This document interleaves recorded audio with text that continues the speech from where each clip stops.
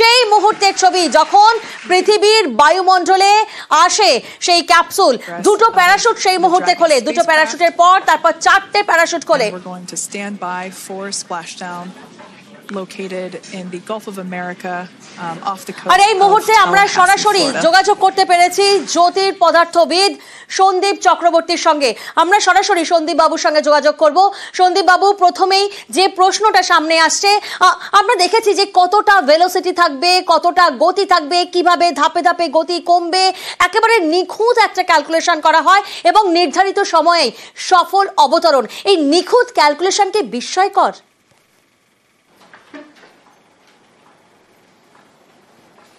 না, বিজ্ঞানের যুগে অবশ্যই এটা বিস্ময়কর নয়, কিন্তু যখন হাইড্রোডাইনামিক্স যাকে বলে, যে বায়ুমণ্ডলের যে বিজ্ঞানটা, সেটা কিন্তু এতখানি অ্যাকিউরেট আগে ছিল না। তার কারণ আপনি জানেন যে আমরা ক্লাইমেট কিংবা ওয়েদার প্যাটার্ন এখন ঠিক মতো করে প্রেডিক্ট করতে পারি না। কখন বৃষ্টি আসবে, কখন আসবে না, কখন ঝড় আসবে, এক্সাক্ট টাইম করতে পারি না। কিন্তু এই বায়ুমণ্ডলের মধ্য দিয়ে একটা যন্ত্র নামছে, সেটা কতখানি সেই বায়ুমণ্ডলের ধাক্কার জন্য তার স্পিড কতখানি এফেক্টেড হচ্ছে, কত বড় প্যারাশুট দিলে তার স্পিড কতখানি হয়, এই সায়েন্সটা এত অ্যাকিউরেট হয়ে গেছে। এবং এটা মেনলি হয় যেটাকে বলি আমরা উইন্ড টানেল। ল্যাবরেটরির মধ্যেই একটা ওই যন্ত্রের একটা কপি তৈরি করে ঝড়ের গতিতে বাতাস তার মধ্যে পাঠিয়ে তার সমস্ত ড্র্যাগ, তার কতখানি বাতাসের সঙ্গে তার ঘর্ষণ, সমস্ত এত সুন্দরভাবে অ্যাকিউরেটলি স্টাডি করা হয়েছে যে ওরা এক্স্যাক্টলি জানে কটার সময়তে এসে পড়বে, উইদিন সেকেন্ডস অফ অ্যাকিউরেসি। ফলে এই সাবজেক্টটা প্রচুর ডেভেলপ করেছে এবং এই সাবজেক্টটা পার্টিকুলারলি প্রচন্ড কাজে লাগবে। আপনারা জানেন যে এর আগে বৃহস্পতিতেও যখন যান পাঠানো হয়েছিল, বৃহস্পতি অ্যাটমসফিয়ারের মধ্য দিয়ে যখন যানটা নামছিল প্যারাশুটে করে, সেখানে কিন্তু অ্যাবসলিউটলি আপনাদের নাম্বারগুলো জানা ছিল। এই যে আজকের যা অভিজ্ঞতা হলো, অ্যাকিউরেসি মঙ্গল গ্রহ পরে কাজে লাগবে। এবং মঙ্গলের কেসটা একটু আলাদা, সেখানে ডেন্সিটি খুবই কম, নেভার দিলে সেখানেও প্যারাশুটে করে নামবে, অনেক বড় প্যারাশুট দিতে হবে। ফলে এই সায়েন্সটাকে মানুষকে অ্যাকিউরেট করতেই হবে। ফলে এখানে একটা আলাদা এমফাসিস দেওয়া হয়েছে যে এই সাবজেক্টটা, যেটাকে আমরা বলি যে হাইড্রোডাইনামিক ড্র্যাগ মানে কি, মনে করুন আপনি একটা রোগা একজনকে জলের মধ্য দিয়ে দৌড় করাচ্ছেন, সে যত তাড়াতাড়ি জলের মধ্যে দৌড়তে পারবে, একজন মোটা একজন মানুষ সে কিন্তু অত তাড়াতাড়ি দৌড়তে পারবে না। যে কারণে নৌকোর সামনের দিকটা সুচলে রাখা হয়, যাতে সুচলের দিকটা জলের মধ্যে তাড়াতাড়ি যেতে পারে। এটাকে বলে ড্র্যাগ ফোর্স। এবং এই যে একটা ভোঁতা একটা অবজেক্ট, ভোঁতা একখানা 10 ফুটের সাইজের একটা জিনিস কি 8 ফুটের একটা জিনিস অ্যাটমসফিয়ারের মধ্যে দিয়ে পড়ছে, এবং যেটা না সিলিন্ডারের মতো না স্ফিয়ারের মতো, তার একটা এক্সাক্ট একটা শেপ আছে মন্দিরের মতো দেখতে, এই শেপটা যখন বাতাসের মধ্য দিয়ে নামছে, তার একটা ড্র্যাগ ফোর্স আছে। এটা মোস্ট ইম্পর্টেন্ট হচ্ছে ড্র্যাগ ফোর্স। বাতাসের সঙ্গে কতখানি সে বাতাসটাকে কতখানি বাধা দিচ্ছে পড়তে, এই ড্র্যাগ ফোর্সটার কোএফিসিয়েন্ট জানাটা হচ্ছে মোস্ট অ্যাকিউরেট। এবং এখানে যা বোঝা যাচ্ছে, স্পেসএক্স এর যে সুপার কম্পিউটার আছে, তারা অ্যাবসলিউট অ্যাকিউরেসিতে ড্র্যাগ ফোর্স মাপতে পেরেছে এই পার্টিকুলার স্পেস জানার জন্য। আপনি যখনই যানটা পাল্টে দেবেন, একটা সিলিন্ডার কিংবা স্ফিয়ার করে দেবেন, এই নাম্বার কিন্তু পাল্টে যাবে। ফলে এবং প্যারাশুটের সাইজ চুজ করা, আপনি দেখবেন যে প্রথম প্যারাশুট দুটো আমি বলেছিলাম কালকেই, আগে ড্রোপ প্যারাশুট ছাড়া হবে, যারা ওকে ব্রেক কষবে, ভেলোসিটি নামিয়ে দেওয়ার পরে তবে কেবলমাত্র অরিজিনাল প্যারাশুটকে দেওয়া হলো, এবং সেটা 4 মিটার পার সেকেন্ডে এসে ল্যান্ড করলো। ফলে এই যে প্রত্যেকটা প্যারাশুটের সাইজ এক্স্যাক্টলি কত হবে, দেখুন ড্রোপ প্যারাশুটের সাইজগুলো ছোট, কারণ যেখানে খুলেছে সেখানে বাতাসের ডেন্সিটি কম, কিন্তু বাতাসটাকে ধরে রাখতে পারে, সাইজগুলো একটু আলাদা অন্যরকম দেখতে। কিন্তু যে প্যারাশুটগুলো নর্মাল প্যারাশুট অনেক বড় সাইজ। ফলে এগুলো হচ্ছে অ্যাকিউরেট ক্যালকুলেশন এবং নিউমেরিক্যাল সিমুলেশন, সুপার কম্পিউটারের সাহায্যে আগে বসে বসে ক্যালকুলেশন করে বিভিন্ন সাইজ অ্যান্ড শেপ চেঞ্জ করে আমরা এগুলোকে ডিটারমাইন করতে পারি। আমাদের বেলুনের কেসেও আমরা যখন বেলুনের যন্ত্র পাঠাই, একটা এক্সট্রা কথা বলছি শুনতে, আমরাও কিন্তু আমাদের যন্ত্র কিন্তু বেলুনের প্যারাশুটে করে নেমে আসে। এবং ধরুন আমরা দেখি যে পেলোডটা নদীর ওপারে চলে যাচ্ছে, গঙ্গা নদীর, আমরা কি করি, প্যারাশুটের সাইজটা একটু ছোট করে দিই, যাতে করে গঙ্গার ওপারে না পড়ে এপারে পূর্বস্থলীতে কিংবা কাটোয়াতে এসে পড়ে। এটা কিন্তু একটা গুড সায়েন্স, এবং এটাকে আমরা সবসময় ব্যবহার করে আসছি যে যদি বড় করি ড্রিফট হতে হতে বাংলাদেশ চলে যেতে পারে, যদি ছোট করি খুব তাহলে এত জোরে ক্র্যাশ করবে যন্ত্রটা ভেঙে যেতে পারে। ফলে প্রত্যেকটা স্টেপে একটা বিজ্ঞান ঢুকছে, এবং এই সাবজেক্টটা কিন্তু আস্তে আস্তে ডেভেলপ করেছে to this such an extent যে টু দি সেকেন্ড এর ট্র্যাজেক্টরিটাকে প্রেডিকশন করা যাচ্ছে। খুব খুব এক্সাইটিং। আজকে যেটা হলো সেটা প্রায় চন্দ্রযান 3 মতোই ল্যান্ডিং, কিন্তু ওখানে আপনাকে উল্টো দিকে থ্রাস্ট দিয়ে ব্রেক ডাউন করতে হয়েছে, ব্রেক করতে হয়েছে, কিন্তু এখানে প্যারাশুট দিয়ে ব্রেক করতে হয়েছে। এই দুটো ডিফারেন্স। একদম সন্দীপ বাবু, যেমনটা আপনি বলছিলেন যে প্রত্যেকটা প্রসেসই ছিল অত্যন্ত কঠিন। এই যে আমরা দেখেছি যে আন্তর্জাতিক মহাকাশ স্টেশনে তারা আটকে ছিলেন এবং তারপরে নিরাপদে আটলান্টিকে যে স্প্ল্যাশ ডাউন হলো ক্যাপসুলের, এর মধ্যে বিভিন্ন স্টেপ ছিল। আমরা দেখেছি যে ডিঅরবিট বার্ন, আমরা দেখেছি হ্যাচ ক্লোজিং, আমরা দেখেছি আনডকিং। সেক্ষেত্রে সব থেকে কঠিনতম ফেজ কোনটা ছিল আপনার কি মনে হয়?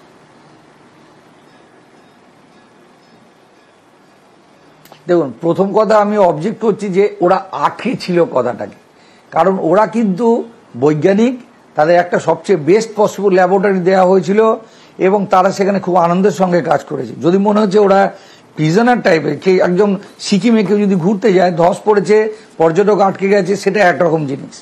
কিন্তু এখানে যেখানে ইন্টেনশন ছিল যে বোয়িং স্টারলাইনারটাকে আমরা সার্টিফাই করি যাতে নাসার একটা অল্টারনেট একটা যন্ত্র হয় সেখানে ক্রু নিয়ে যাওয়ার জন্য, এ তো নাসাও চাইছিল যেন বোয়িং পাস করে, সুনিতা উইলিয়ামসও চাইছিল যাতে পাস করে, কিন্তু করেনি।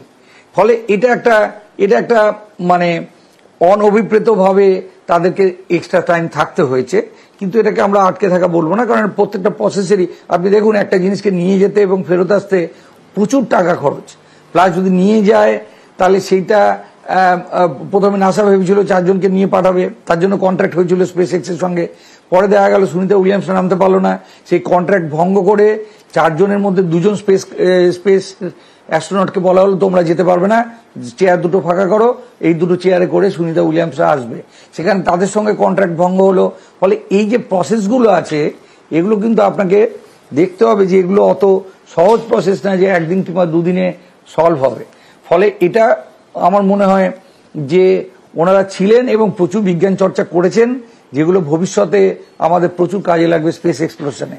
এবার প্রশ্ন হচ্ছে এর মধ্যে সবচেয়ে কঠিন অংশ কোনটা। প্রথম কথা হচ্ছে ওদের যা রুল বুকে যেভাবে লেখা আছে, যদি আপনি রুল বুকটা ফলো করেন, একটা নাসাতে যখন যে কোনো জিনিস স্টেপ নেওয়া হয় একটা বিশাল মিটিং হয়, প্রতিদিনই 2-3 করে মিটিং হয়। আচ্ছা, এই মিটিংটায় ওরা এক্স্যাক্টলি জানে একটা রুল বুক ফর্ম করতে হবে। আপনি যেমন দেখুন যখন আনডকটা হয়েছে, যেমন করে মহারাজের কাছ থেকে কেউ যদি চলে যায়, মহারাজের দিকে মুখ করে ধীরে ধীরে স্যালাম ঠুকতে ঠুকতে চলে যায়, কিন্তু আস্তে আস্তে যায়, বেয়াদপের মতো জোরে যায় না। আপনি দেখবেন আনডকের সময়তেও সম্ভবের সঙ্গে 4 ইঞ্চি পার সেকেন্ডে ধীরে ধীরে ধীরে ধীরে সে চলে গেল কয়েক কিলোমিটার উঁচুতে। কেন জোরে গেল না এত পাওয়ার থাকা সত্ত্বেও? কেননা একটা এক্সক্লুশন জোন আছে। কারণ ও যদি জোরে যেতে চায় তাহলে এখানে ওখানে ধাক্কা মেরে দিতে পারে। পার্কিং লটে যেভাবে লেখা থাকে যে এই পার্কিং লটে কিন্তু আপনি 5 কিলোমিটার পার আওয়ারের বেশি চালাতে পারবেন না, এখানেও তাই। কিন্তু এটা প্রসেসটা কি ছিল, যদি কোনোভাবে ভেলোসিটি হাই নিয়ে যেত, সোলার প্যানেলে ধাক্কা লাগতো, হতে পারত, যদি মানে রুল বুক না ফলো করতো। এবার এই এক্সক্লুশন জোনটাকে বেরিয়ে যাওয়ার পর থেকে কিন্তু রুটিন ইন দি সেন্স সবচেয়ে বিপজ্জনক পোর্শনটা ছিল। আপনি জানেন যে 3টে, আমি দেখছিলাম অলমোস্ট লাইভ, 3টে থেকে 3:10 সময় বোধহয় 3:12 নাগাদ ওদের সঙ্গে কমিউনিকেশন আবার রিএস্টাবলিশ হলো। ফলে এই যে 6 মিনিট 7 মিনিট ধরে যে কমিউনিকেশন বন্ধ ছিল, সেইটা হচ্ছে মোস্ট উদ্বেগের টাইমটা, যেখানে আপনি হ্যালো হ্যালো করে যাচ্ছেন অথচ কারো রেসপন্স পাচ্ছেন না।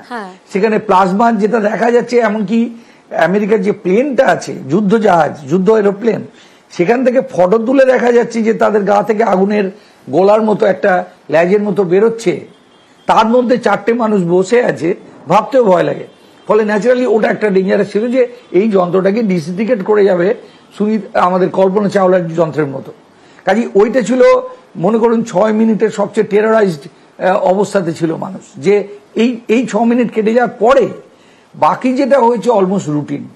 প্রথমে ড্রোগ সবসময়তেই এসে তাকে ব্রেক চেপে, তারপরে নর্মাল প্যারাসুট খোলে যাতে করে ল্যান্ডিংটা। এবার কোন হাইটে প্যারাসুটটা খুলবে নির্ভর করে কত বড় প্যারাসুট দেওয়া হয়েছে। যদি আপনি 10-11 কিলোমিটার উঁচুতে ছাড়ার কথা ছিল, কিন্তু এটা খুলেছে খুব কাছে, মাত্র বোধহয় 3-4 কিলোমিটারের মধ্যেই প্যারাসুট, কি 6 কিলোমিটারের সময় প্যারাসুটটা খুলেছে এবং 4 মিটার পার সেকেন্ডে এসে ল্যান্ড করেছে, একদম বাইসাইকেলের স্পিডে এসে ল্যান্ড করেছে বা স্প্ল্যাশ করেছে। এর মধ্যে এগুলো হচ্ছে গিয়ে কোনো রকম টেনশনের ব্যাপার নেই, আবহাওয়া অ্যাবসলিউটলি পরিষ্কার। যেখানে ল্যান্ড করা ছিল তালহাসের ঠিক পাশেই ল্যান্ড করেছে। 22 থেকে 25 কিলোমিটার আপনি দেখতে পাচ্ছেন, একদম মানে আকাশ পরিষ্কার। ফলে এর থেকে বেটার কন্ডিশন থাকতে পারে না ফ্লোরিডার উপকূলে যেভাবে। ফলে আমার মতে ওই যে 6 মিনিট ছিল সেটাই সবচেয়ে ডেঞ্জারাস।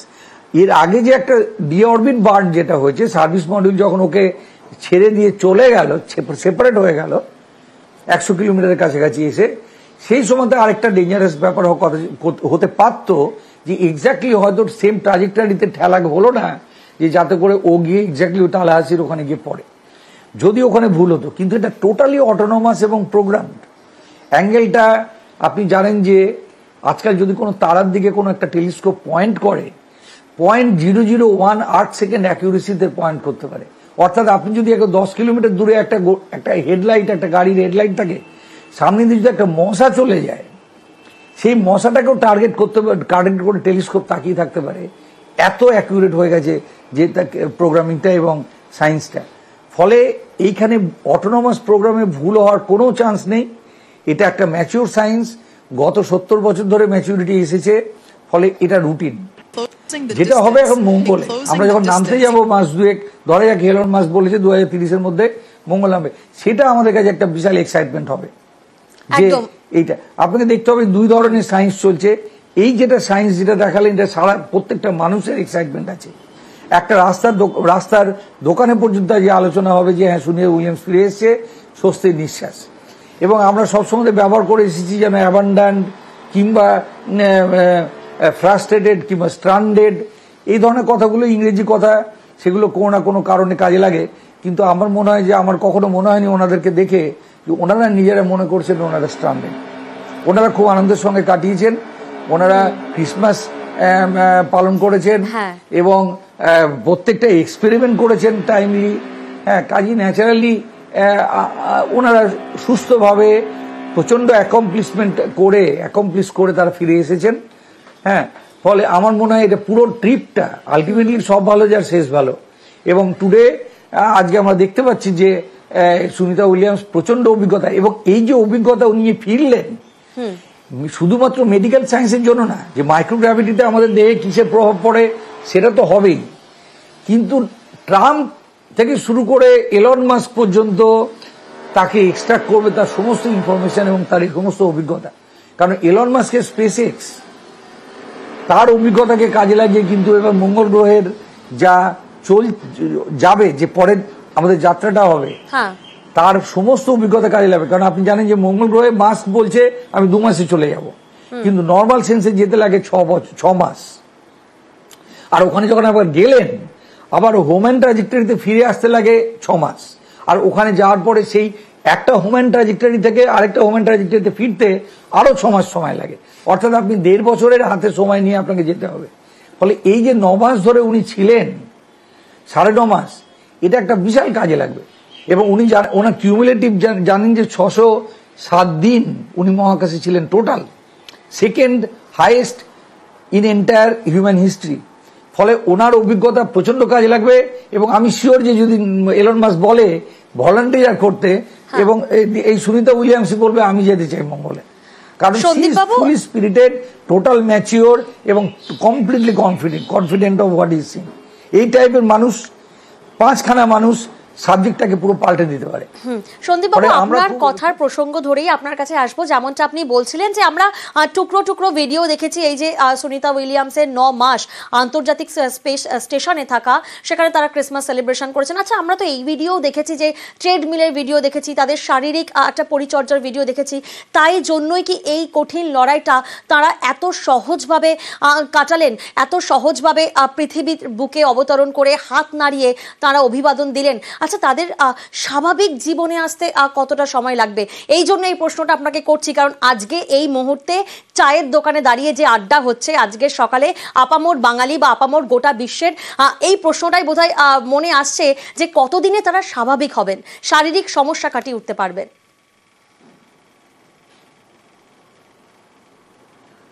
দেখুন, আপনাকে গোড়া থেকে বলছি যে আজ থেকে 370 কোটি বছর আগে প্রাণীর সৃষ্টি হয়েছিল পৃথিবীতে, এবং তারপর থেকে 100 কোটি বছর লেগেছিল পৃথিবীতে অক্সিজেন আনতে। তারপর থেকে যে প্রাণীগুলো তৈরি হয়েছে মেনলি, এই যে হাড়ের সাইজ, শেপ এবং ক্যালসিয়াম ইত্যাদি দিয়ে এটা পৃথিবীর গ্র্যাভিটির সঙ্গে মানিয়ে নেওয়ার মতো করে।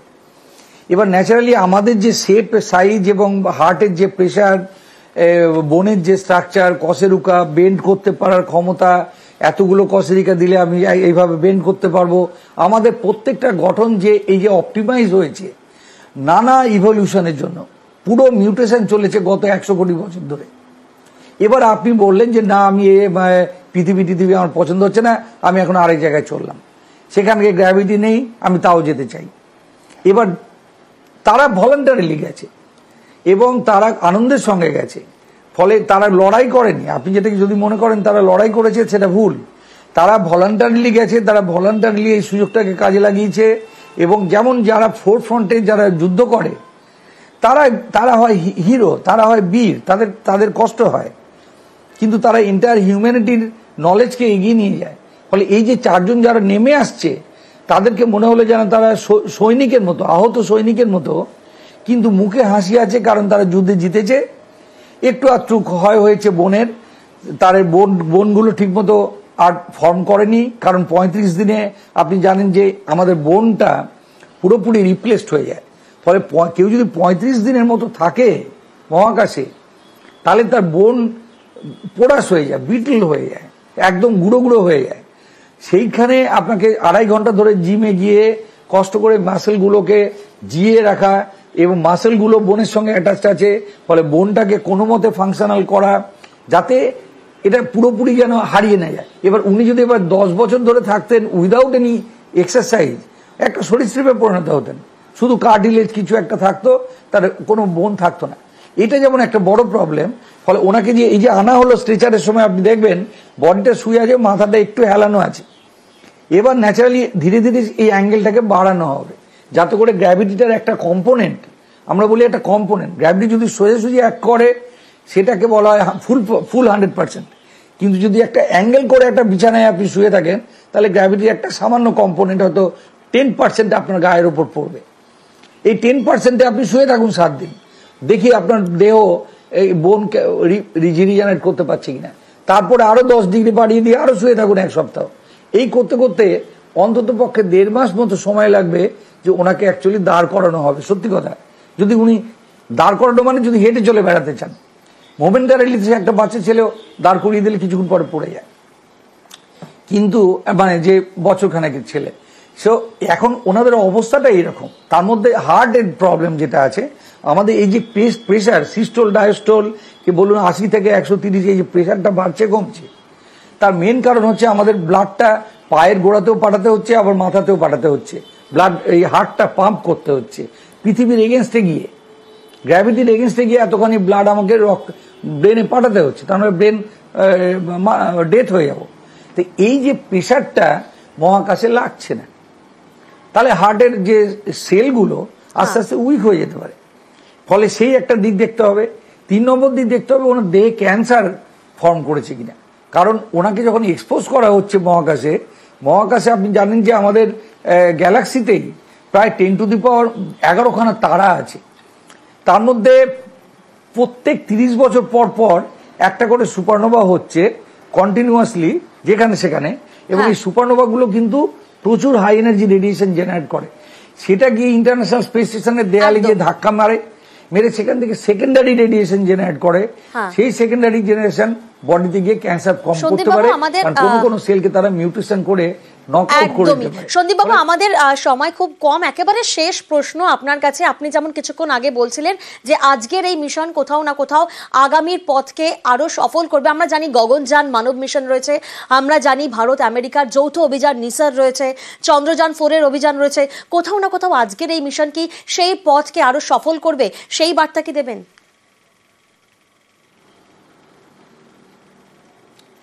যে বার্তাটা দেব যে ভারত অনেক বেশি বুঝতে পারছে যে স্পিডে এগোচ্ছে অন্তত তার 10 গুণ স্পিডে এগোনো উচিত। মানে কেন বলতে চাইছি, নাসা সৃষ্টির 3-4 বছরের মধ্যেই যেভাবে নাসা বুধ এবং মঙ্গল নানা জায়গা থেকে ঘুরে চলে এসেছে, ভারতবর্ষের ইসরো তৈরির বহুকাল পরেও কিন্তু আমরা সেই অ্যাচিভমেন্ট গুলো করতে পারিনি। ফলে আমার ধারণা উদ্বুদ্ধ তো হবে, উদ্বুদ্ধ হওয়া ভালো জিনিস, কিন্তু অ্যাকচুয়ালি করে দেখানো। এ পর্যন্ত আমরা ডকিং করলাম এই প্রথম, এই জিনিসগুলোকে অন্তত যেন 10 টাইমস স্পিডের যদি না করা হয়, আমরা কিন্তু ইন্টারন্যাশনাল যে কম্পিটিশন আছে, আমাদের চারিদিকে অন্যান্য দেশ, চীন আমাদের থেকে অন্তত 40 বছর এগিয়ে আছে, জাপান, ইউরোপ, আমেরিকা প্রায় 200 বছর এগিয়ে গেছে স্পেস এক্স পার্টিকুলারলি। ফলে ভারত যদি তার স্পিডটাকে না বাড়ায়, তাহলে ভারতকে সেকেন্ডারি একটা ফিল্ড হিসাবে এটা মানে ফ্যাক্ট। আপনি ডিসকভারি যদি করতে চান, একেবারে সন্দীপ বাবু করতে চান একেবারে, এবং সেই বার্তায় বোধহয় গোটা বিশ্ব আজকে পেয়েছে। অনেক ধন্যবাদ সন্দীপ বাবু আপনাকে আমাদের সঙ্গে থাকার জন্য, এবং নিউজ 18 বাংলার সকল দর্শককে আরো একবার জানাবো যে এই খবরেই আমরা থাকবো। তবে এখন সময় একটা বিরতির।